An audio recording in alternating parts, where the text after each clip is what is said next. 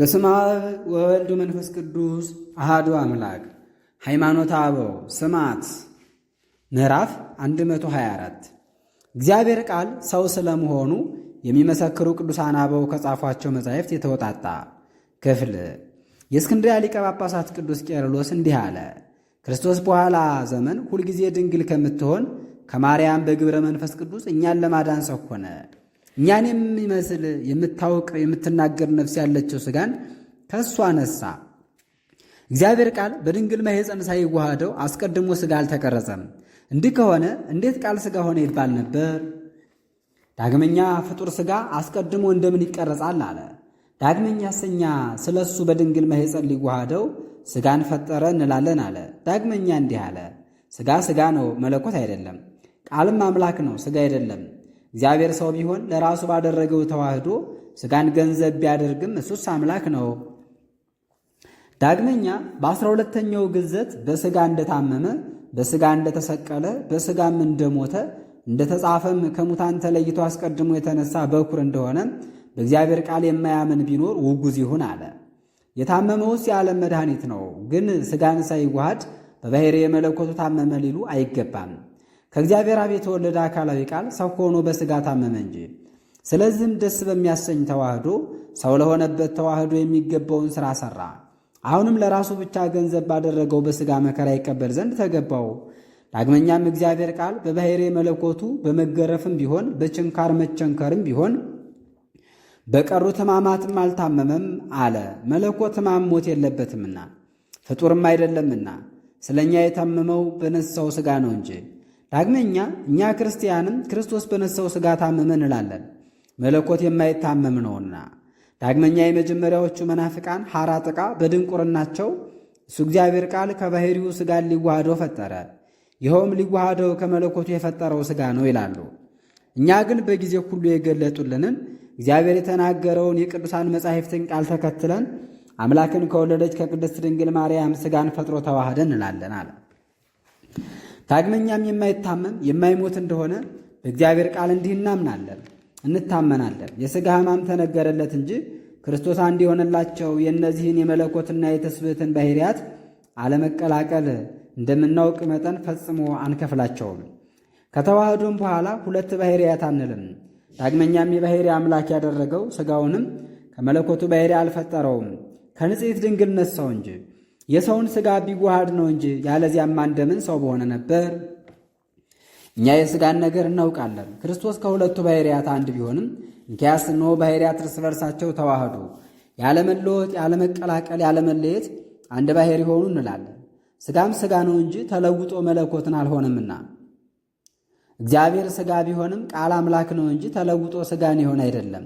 ገንዘቡ እንደመሆኑ ሥጋን በተዋህዶ ገንዘብ አደረገ እንጂ።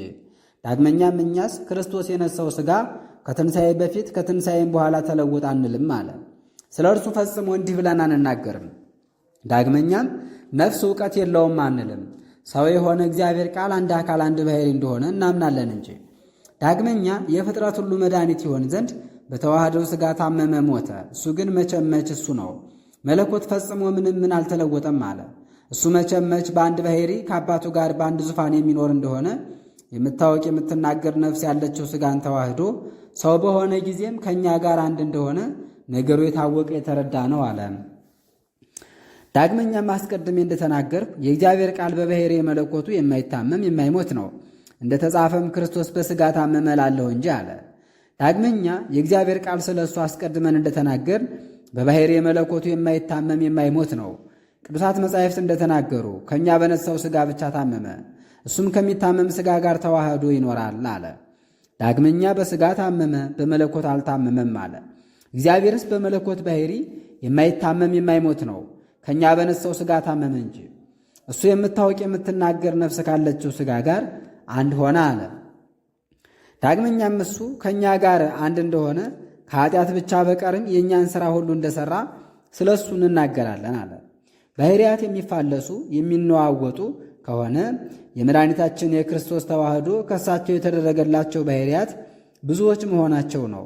ተዋህዶ ግን መላልሰን እንደተናገር መፋለስን፣ መለዋወጥን፣ የሁለቱ ባሕርያት መለያየትን ያጠፋል። እነዚህም መለኮትና ትስብእት ናቸው። እኛ ስለ እግዚአብሔር ቃል ተዋህዶ አማኑኤል ከእነርሱ አንድ የሆነላቸውን የባሕርያትን መለያየት ያራቀ ይህ ነው። ከማይመረመር ተዋህዶም በኋላ ሁለት አካል ሁለት ባሕሪ እንዳይባል መለያየትን አራቀ ብለን እንናገራለን አለ። ዳግመኛ በሥጋ ታመመ። በመለኮት ሕማም የሌለበት ነው። እሱ በሥጋ በአጭር ቁመት በጠባብ ደረት ይወሰናል፣ በመለኮት ግን አይወሰንም። እሱ በሰማይ በምድር ምሉ ነው አለ። አምላክ እሱ ሰውም ቢሆን ከባሕርየ መለኮቱ አይለወጥም። እሱ አምላክ ነው፣ ሥጋን ነስቶ ሰውም ቢሆን እሱ እስከ ፍጡራን በላይ ነው።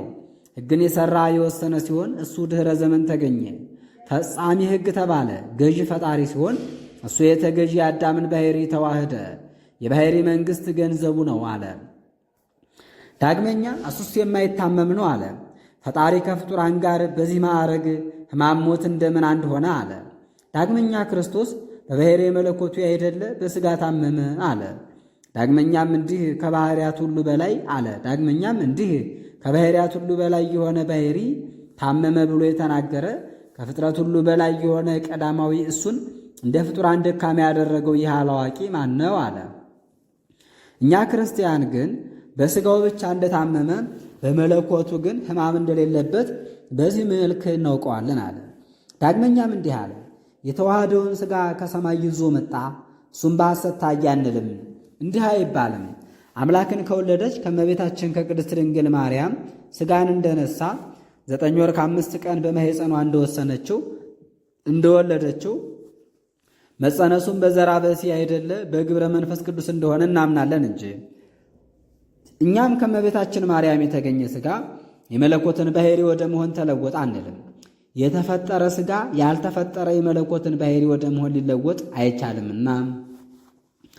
ዳግመኛ በባሕሪ ከዓለም ሁሉ ልዩ የሚሆን የሚመስለው የሌለ የታወቀ እሱ ራሱ እግዚአብሔር ቃል ባሕሪዋን ባሕሪ አድርጎ ፍጹም ሰው ሆነ፣ ከባሕሪ መለኮቱም አልተለየም።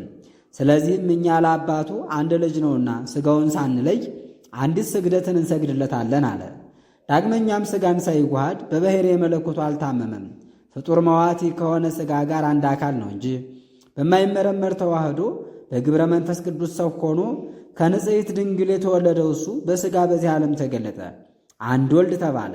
እሱ ወልድ በባሕሪ መለኮቱ ከአብ ጋር አንድ እንደሆነ በእውነት የባሕሪ አምላክ እንደሆነ በእርሱ እናምናለን። ክርስቶስ አምላክ እንደሆነ በብቻው ያለ ሩቅ ብእሲ እንዳይደለ ሲያስረዳ ቅዱስ ቄርሎስ ወደ ነገሥት አርቃዲዮስና ቴዎዶስዮስ ከላከው መልእክት ደቀ መዝሙሩ ጴጥሮስ በሃይማኖት በማስተዋል ክርስቶስ በፈቃዱ በሥጋ እንደታመመ በባሕሪ መለኮቱ እንዳልታመመ ስለ እሱ ተናገረ። እሱ ከሕማም ሁሉ የራቀ ነው፣ ሕማም ከእሱ የራቀ ነው።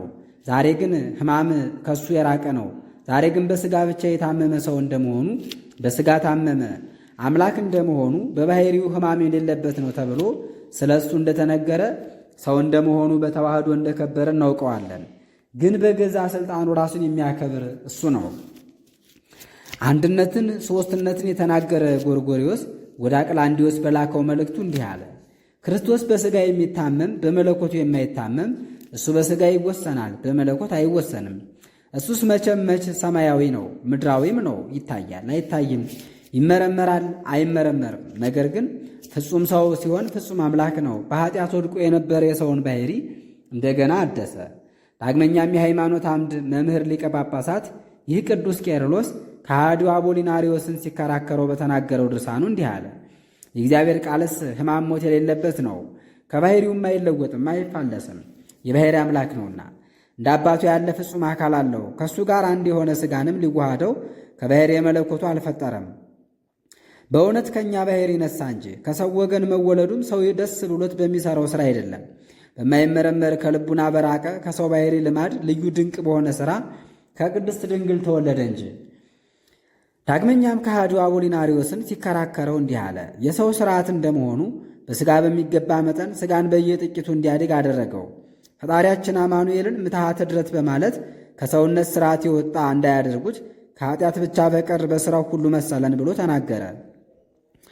ዳግመኛ የተወደደ የሥጋዊ ሥርዓት እንደመሆኑ መለኮት ከእነዚህ ከሁለቱ ባሕርያት ከነፍሱ ከሥጋው አልተለየም፣ አልራቀም ብሎ ስለ እርሱ ተናገረ። ዳግመኛም መድህን ሰው ስለመሆኑ ሲናገር ሰው እንደሆነ ተናገረ። ዳግመኛም ቅዱስ ቄርሎስ ታኦድሪጦስን ሲከራከረው እንዲህ አለ። እሱ የባሕርይ አምላክ እንደሆነ በባሕርዩ ፍጥረትን ሁሉ ፈጥሮ መግዛት ገንዘቡ እንደሆነ የተገዢ አዳምን ባሕርይ ቢነሳም ከፍጥረቱ ሁሉ በላይ እንደሆነ ፍጹም ሰው በሆነ ጊዜም ከሰው ጋር አንድ እንደሆነ እንዲህ እናምናለን አለ። ዳግመኛም ካልተዋሃደማ ተገዥ ከተገዥ ጋር የሰው ባሕርይ ከመለኮት የሚሰዋው ከሰዋዊው ጋር ከሰዋኢው ጋር ወይም ፈጣሪ ከፍጡር ጋር ምን አንድነት ነበረው?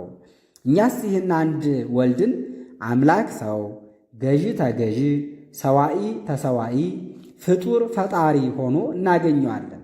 ፈጣሪያችን አማኑኤል የተባለበት ምስጢር አይደባለቅም፣ አይቀላቀልም። ብቻ እሱ አንድ እንደሆነ በጎላ በተረዳ ነገር እናውቀዋለን እንጂ እሱ ከመለኮትና ከትስብእት ተዋህዶ የተነሳ መቼ አንድ ነው። ዳግመኛም አገለገለ ተባለ። ግን እሱ አምላክ እንደመሆኑ ሁሉም ፈጥሮ የሚገዛ ነው። እሱ መሥዋዕት ነው፣ ወዲህም ከመሥዋዕቱ የማይለይ ካህን ነው። እሱ ብቻ ሥጋውን በፈቃዱ የተወደደ መሥዋዕት የተወደደ ዕጣን አድርጎ ስለ እኛ ወደ አባቱ ወደ እግዚአብሔር አቀረበ ብለን አስቀድመን እንደተናገርን እርሱ ራሱን ብቻ ሰውቷልና እሱ ሰው ነው፣ እሱ አምላክ ነው። አምላክ እግዚአብሔር ስለሆነ ፈጣሪ እንለዋለን። ወድህም ከድንግል በሥጋ ስለተወለደ ሰው እንለዋለን። ዳግመኛ ይህ አምደ ሃይማኖት ቅዱስ ቄርሎስ ስለ እሱ ስትናገሩ በመለኮትና በትስብእት በፈጣሪና በፍጡር መከፋፈል እንዳለ አድርጋችሁ የተጸነሰው ከፈጣሪ ጋር ያለ ሌላ ነው ትላላችሁን?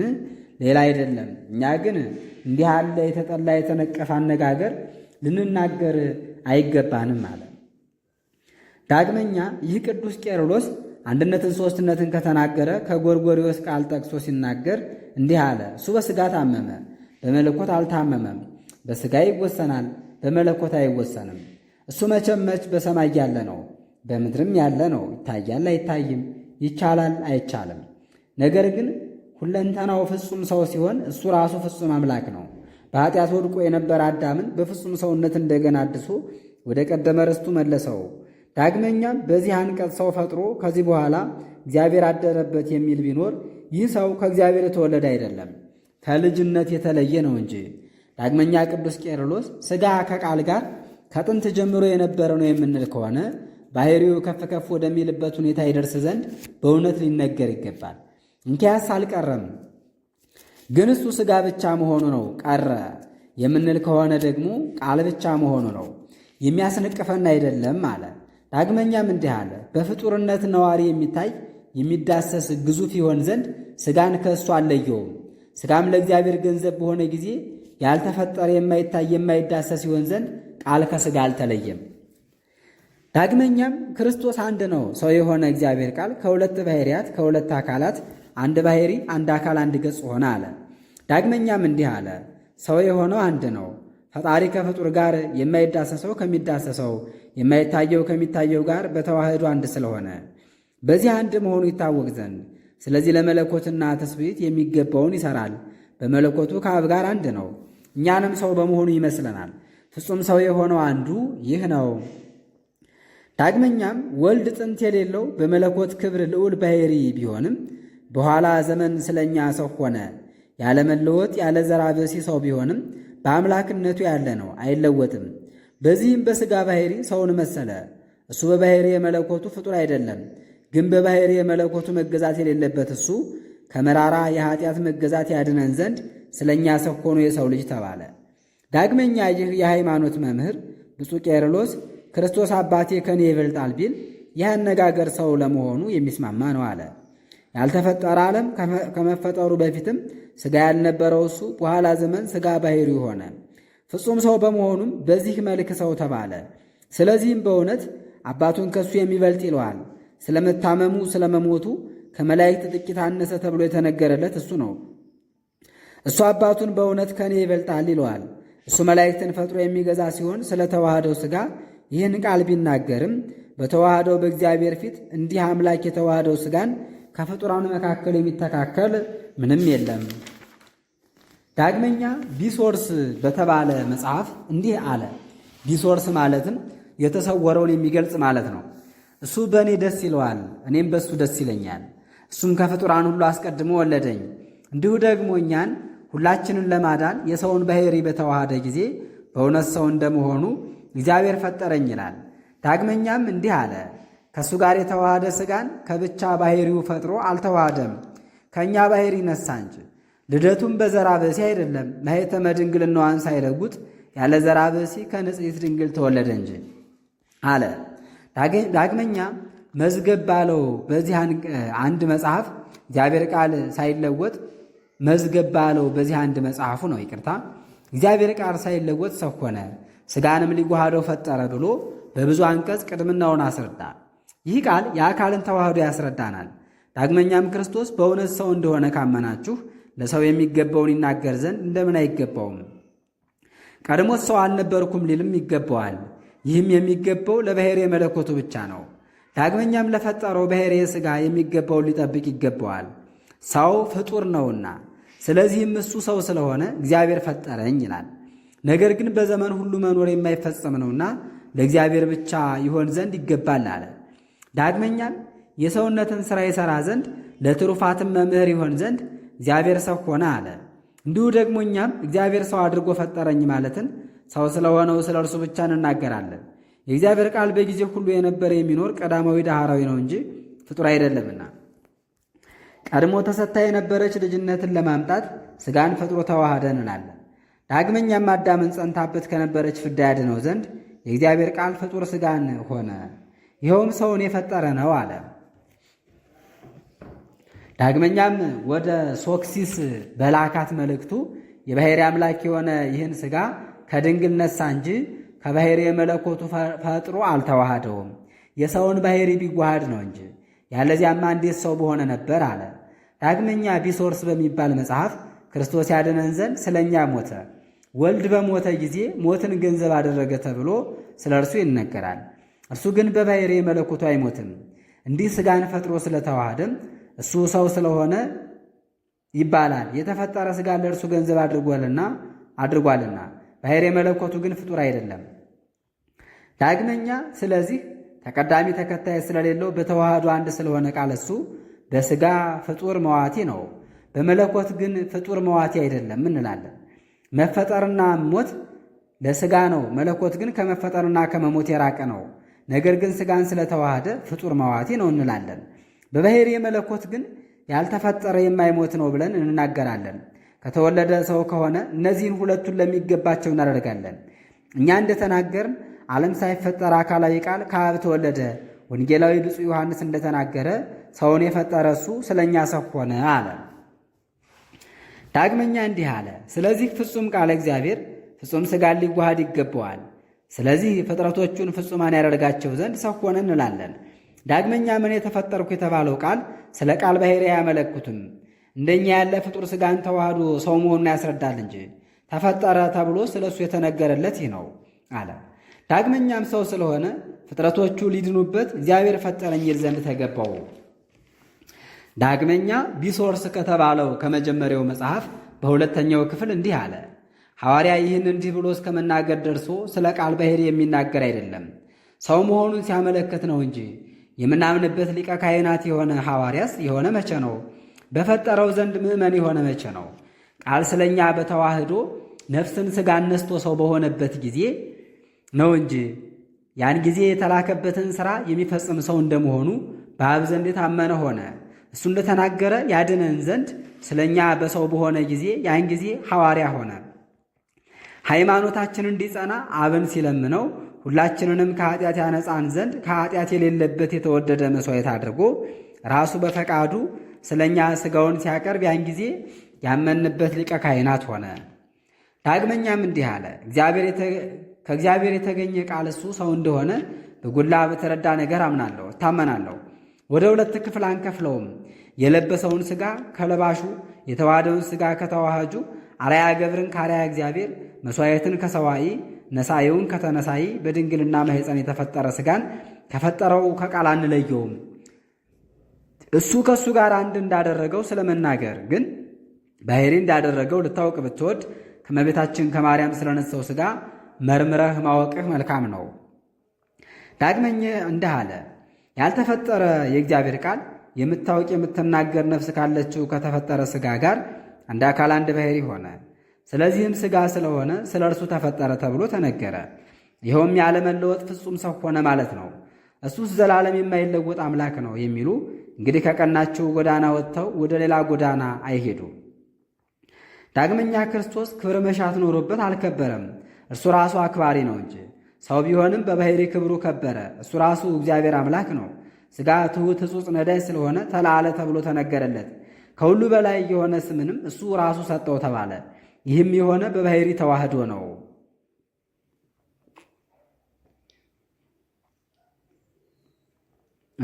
ይቅርታ፣ በባሕሪ ተዋህዶ ነው። አምላክ እንደሆነ እኛንም እሱ ወዳለበት ያቀርበን ዘንድ ዳግመኛም መዝገብ በሚባል መጽሐፍ እንዲህ አለ። የእግዚአብሔር ቃል ሥጋ ሆነ፣ የፈጠረ ለሁሉ ገዢ ይሆን ዘንድ ሰውን ፈጠረ። እግዚአብሔር ላሰበው ለፈጸመው ሥራ ጀማሪው አንድ ነው። ክርስቶስ ጥንቱን የማይዳሰስ እሳት ሕይወትም ነው። ጥቂትም እልፍ ብሎ ሰው ቢሆንና መሪ ይሆን ዘንድ ሥራም ቢሠራ ለቸርነቱ ሥራ ጀማሪ አድርጎ እግዚአብሔር ፈጠረኝ አለ ብለን እንዲህ ስለ እሱ ብቻ በእውነት እንናገራለን። እሱስ ሊያድርበት አልፈጠረውም። በጊዜው ሁሉ በቅድምና የነበረ ለዘላለም የሚኖር ነውና ስለተነገረው ምክንያት ሥጋን ፈጠረ እንጂ። ዳግመኛ እንዲህ አለ። ክርስቶስ ሰው እንደሆነ በእውነት ካመናችሁ ከኃጢአት ብቻ በቀር ለሰው የሚገባው ልንናገር እንደምን አይገባንም? ዳግመኛም እኔ ቀድሞ ሰው አልነበርኩም አለ ልንል ይገባናል። ይህ የሚገባው ለባሕርይ መለኮት ብቻ ነው። ዳግመኛም በእውነት ለተፈጠረ ለሥጋ ልንጠብቅ ይገባናል፣ ሰው ፍጡር ነውና። ስለዚህ ሰው ስለሆነ እግዚአብሔር ፈጠረኝ ይላል አለ። ዳግመኛም ቅዱስ ቄርሎስ በጻፈው ቢሶርስ በሚባለው መጽሐፍ እንዲህ አለ። እሱ ኃይል እንደመሆኑ ሁለንተናው ኃይል ነው፣ ድካም የለበትም። እሱ ተራባ አይባልም፣ እሱ የሁሉ ሕይወት የሁሉ ምግብ ነውና። በተለየ አካሉም ሥጋን ገንዘብ አደረገ። ባሕርዩ የሚራብ የሚጠማ የሚደክም ይህ ሥጋ ነው። እንዲህ ከኃጥአን ጋር ይቆጥሩት ነበር። ኃጢአታችንን የተሸከመ በፈቃዱ የእኛን መከራ የተቀበለ ስለ እኛ ቤዛ ሆኖ የሞተ እሱ ነው።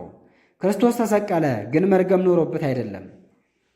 አባታችን አዳም ተይዞበት የነበረ መርገምን ያጠፋ ዘንድ ነው እንጂ ስለ እኛ መሰቀልን ወደደ።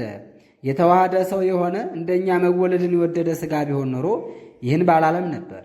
ከቅድስት ድንግል ስለተገኘ ሥጋ ለትስብእት በሚገባው ይህን ተናገረ እንጂ። ዳግመኛም እንዲህ አለ። እሱ ጥበብ እንደመሆኑ መጠን በየጥቂቱ ማደግ ከጥበብ የተለየ ነው። እሱ ያለመለወጥ ስለኛ ሰው ሆነ። ሰው ስለሆነም በየጥቂቱ ማደግን ገንዘብ ሊያደርግ ይገባዋል፣ ከሥጋ ጋር አንድ ነውና። የተዋህደው ሥጋ በየጥቂቱ ማደግ ገንዘቡ ነውና። ዳግመኛም መንፈስ ቅዱስ ሥጋን ከድንግል ፈጠረለት አለ። ዳግመኛ እንዲህ አለ። ሥጋስ ለባዊት ነባቢት ነፍስ ያለችው ፍጡር ነው። ያልተፈጠረ ቃል አንድ አካል አንድ ባሕርይ አንድ ገጽ በመሆን ከእሱ ጋር አንድ አደረገው እንጂ። እውቀት ያለው ልቡ ሁለት ያልሆነ ማን ስለ እሱ ሁለት አካል ሁለት ባሕርይ አለው አይልም። ይህ ወልድ ዋሕድ ከቅድስት ድንግል በግብረ መንፈስ ቅዱስ ከሥጋዋ ሥጋ ከነፍሷ ነፍስ ነስቶ ተጸነሰ። ይህ ሰው መሆን ለፍጥረቱ ያደረገው ነው። ምዕመናንም ሁሉ በዚህ ያምናሉ። ዳግመኛም መንፈስ ቅዱስ ከድንግል ሥጋን እንደፈጠረለት ስለ ሥጋ ተናገረ። ነገር ግን ሥጋም መንፈስ ቅዱስም ገንዘቡ እንደሆነ እሱ ያውቃል። ተወለደ ተፈጠረ መባል ይገባዋል። መንፈስ ቅዱስም ገንዘቡ ነው። ዳግመኛም እንዲህ አለ። ምንም ከፍጡራን እንደ አንዱ ቢሆን እሱስ ከፍጥረቱ ሁሉ በላይ ነው። ዳግመኛም እግዚአብሔር አስታራቂ እንዲሆን ሰው ያደረገው እሱ ነው። ዳግመኛም ለሰው የሚገባ እንደመሆኑ አምላክ ቃል ሕግን ፈጸመ። ልዩ ልዩ በሚሆን ሥራ ብዙ ጊዜ ለሙሴ ሕግ ታዘዘ። በሥጋ ለመገዘር ግብር ለመክፈል ፈቃደኛ ሆነ። የኦሪትን ሕግ ለመፈጸም ለበዓል ከሚወጡ ሰዎች ጋር ሲወጣ ሲወርድ ኖረ። በዘር ወንድ ልጅ የምትወልድ ሴት ሁላ ትከለከል ነበር። ክርስቶስ በሥጋ መወለዱ ግን ከቅድስት ድንግል በግብረ መንፈስ ቅዱስ ነውና በማይመረመር ግብር በማይነገር ምስጢር ሆነ አለ። ዳግመኛም እሱስ ወደዚህ ዓለም በላከው በአብ ዘንድ የታመነ ሆነ አለ። ምዕራፍ 125 ምዕመናን ከኃጢአት ሁሉ ይራቁ፣ ሰምተው ባለመጠበቃቸው በፍርድ ቀን መልስ መስጠት እንዳለባቸው ይወቁ። ይህን ቃል ጽፈን በአራቱ ማዕዘን እንድንሰድ አዘዘን። ክብር ይግባውና ጌታችን በእግዚአብሔር አብ ፈቃድ ከመንፈስ ቅዱስ መምህርነት የተነሳ እንደገለጠልን ከእኛ እያንዳንዱ ሁሉም ጸንተን ልንኖር ይገባናል። በእሱ የምታስቡበት የአበውን ትምህርት እናስተምራችሁ ዘንድ የጌታችንን ቃል ልናስብ ይገባናል። ዮሐንስ እንዲህ አለ። ወንድሞቼ ስለተሰጠን ሀብት እንድንጠየቅ እኛ እናውቃለን። ከእኛ ዘንድ ያለ የማንንም ፊት ለይተን አናድላ። ለአንድ ሰው የማይገባውን የሚናገር ሰው ባጠገቡ ያለ ቢሆን መልካም አይደለም ብሎ ይገስጸው። የዮሐንስ ልማዱ በፊት ይናገራል። ዮሐንስ 2 ቦታዎች አሉ፣ አንዲቱ ለሞት አንዲቱ ለሕይወት ናት። በሁለቱ ቦታዎች መካከል ልዩነት አለ። የሕይወት ቦታስ ፈጣሪ እግዚአብሔርን በፍጹም ልቡናህ መውደድ ማመስገን ነው። ይኸውም ከሞት ያዳንህ ነው። መጀመሪያይቱ ትእዛዝ ይች ናት። ሁለተኛይቱም ትእዛዝ ይች ናት፣ ወንድምህን እንደ ራስህ አድርገህ መውደድ። በዚህ ሕገ ኦሪት ነቢያት ሁሉ ጸንተውበት ይኖራሉ አለ። ማቴዎስ በአንተ ሊደረግብህ የማትወደውን ሁሉ አንተም በወንድምህ አታድርግ፣ ይኸውም የምትጠላውን ሁሉ በሌላው አታድርግ ማለት ነው። ወንድሜ ጴጥሮስ አንተም ይህን ነገር አስተምራቸው አለ። ጴጥሮስ አትግደል፣ አትሰስን፣ ታናሹን ሕፃን ሰርተህ ቀጣህ አሳድግ፣ አትስረቅ፣ አውቃለሁ ባይ፣ ኮከብ ቆጣሪ አትሁን፣ ስርማሽ ቅጠል በጣሽ አትሁን፣ ያልጸነውን ሕፃን ጽንስ በእናቱ ማኅፀን እንዲሞት አታድርግ፣ ከተወለደም በኋላ አትግደለው። የባልንጀራህ የሆነውን በምን አትመኝ፣ ከሰውም ወገን ማንንም አትጥላ፣ በሐሰት አትመስክር፣ በማንም ላይ ክፉ ነገር አትናገር፣ ክፉ ልሥራ አትበል፣ 2 ልብ 2 አፍ አትሁን፣ 2 የሚናገር የሞት ወጥመድ ነውና።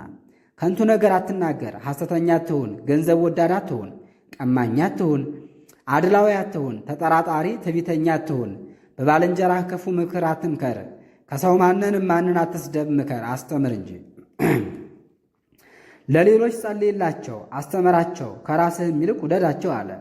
ልጄ ከክፉ ነገር ሁሉ ተለይ፣ ክፉውን ነገር ሁሉ አትውደድ። ቁጡ አትሁን፣ ቁጣ ወደ መግደል ያደርሳልና።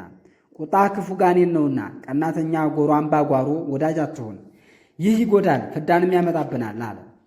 እንድርያስ ልጄ ስስታም አትሁን፣ ስስት ወደ ዝሙት ታደርሳለችና፣ ከዚህም በኋላ ሰውን መሳቂያ መሳለቂያ ታደርገዋለች። ስስት የምታስት ጋኔን ናትና፣ የሚያስቆጣ ጋኔን ከሚያሳሳ ጋኔን ጋር ሲተባበር እሱ ለሚያስቆጣ ለሚያሳሳ ጉዳት ነውና፣ ቢስ ጋኔን ካደረ ዘንድ ነፍስን ይጎዳታል። የሚያድርበት የሚገባበት ጥቂት ምክንያት ያገኘ እንደሆነ እሱ ያስፋፈዋልና፣ ርኩሳን አጋንንትም ሁሉ ይዞ መጥቶ በዛች ነፍስ ያድርባታልና፣ እውነቱን ነገር ለማየት ትንሣኤ ልቡና ይነሳ ዘንድ አይተወውም። ክፉ ሥራ ወደ መሥራት እንዳያደርሳችሁ ቁጣችሁን ለማብረድ ለማስተላለፍ ቁጣችሁ መጠን ይኑረው። ቁጣ ስስት እጅግ ክፉ ነው። ሳይታረቁ ቢውሉ ቢያድሩ እንደ አጋንንት ይሆናሉ። አጋንንት በሰዎች ላይ ባደሩ ጊዜ ሰውነታቸውን ያበሳጯቸዋል፣ ያናድዷቸዋል። ኃጢአት ወደ መሥራት ባደረሱት ጊዜ ይዘብቱበታል፣ በነፍስ በመጎዳቱም ደስ ይላቸዋል አለ ፊልጶስ። ልጄ ክፉ ተናጋሪ ከፍና ዝቅ አድርገህ የምታይ አትሁን፣ በዚህ ዝሙት ይመጣልና አለ ስምዖን። ልጄ በምልክት የምትመራ በወፍ የምታሟርት አትሁን፣ ይህ ሁሉ ጣዖት ወደ ማምለክ ያደርሳልና። ጋኔን የምትረጭ ሰዓት ከሚመርጡ ቀን ከሚያሻሽሉ ሰዎች ወገን ወይም ኮከብ ቆጣሪ፣ ስርማሽ፣ ቅጠል በጣሽ፣ ሟርተኛ አትሁን። እነዚህን መማር አትሻ፣ በዚህ ጣዖት ማምለክ ይመጣልና አለ ያዕቆብ። ልጄ ሐሰተኛ አትሁን፣ ሐሰት ከስርቆት ያደርሳልና። ወርቅ ውዳሴ ከንቱ የምትወድ አትሁን፣ ይህ ሁሉ ከስርቆት ያደርሳልና አለ ናትናኤል። ልጄ አጉረምራሚ አትሁን፣ ማጉረምረም ሰውን ወደ ስድብ ያደርሰዋልና። ክፉ ነገር የምታስብ ተጋፊ አትሁን፣ ክህደት በዚህ ይመጣልና። ሀዳጌ በቀል ይቅር ባይ ሁን፣ ቂም በቀል የሌላቸው ሰዎች መንግሥተ ሰማያትን ይወርሳሉና። ይቅር ባይ ርኅሩህ፣ ኃጢአት በሌለበት በንጹሕ ልብ ሁሉን የምትወድ ሁን። ትሑት ቸር ሁን፣ ከሰማሁ ቃል የተነሳ በመፍራት ከክፉ ሥራ ተጠብቀህ ኑር።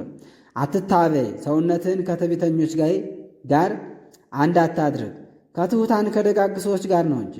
ያገኘህን መከራ ሁሉ አመስግነህ ተቀበል፣ ያለ እግዚአብሔር ፈቃድ ምንም የሚደረግ እንደሌለ እወቅ አለ ይሁዳ።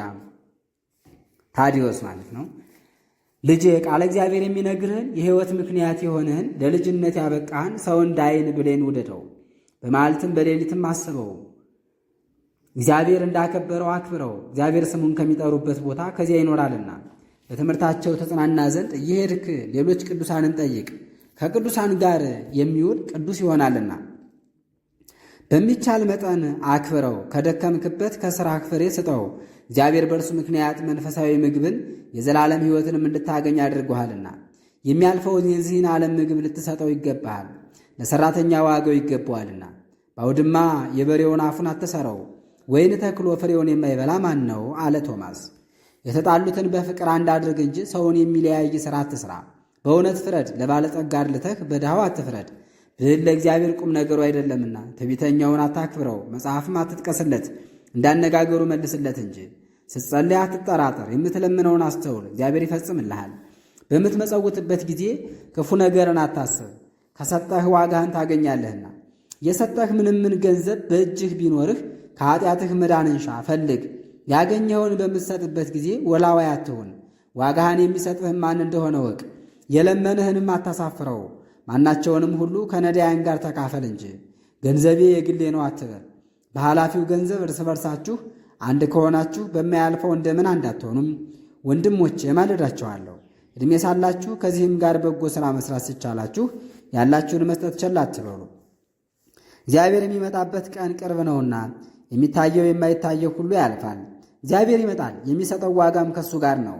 ለራሳችሁ ፈጻሚያነ ሕግ ሁኑ። እግዚአብሔር እንዳስተማራችሁ ሌሎችን አስተምሩ። የተማራችሁትን ጠብቁ፣ በተማራችሁት ላይ አትጨምሩ፣ ከተማራችሁትም አታጉድሉ አለ በርተሎሜዎስ። ወንድሞቼ የቀሩትን ትእዛዛት መጻሕፍት ያስተምሯችኋል አለ ጴጥሮስ። ምዕራፍ 126 ይቀጥላል። ረድኤተ እግዚአብሔር አይለየን።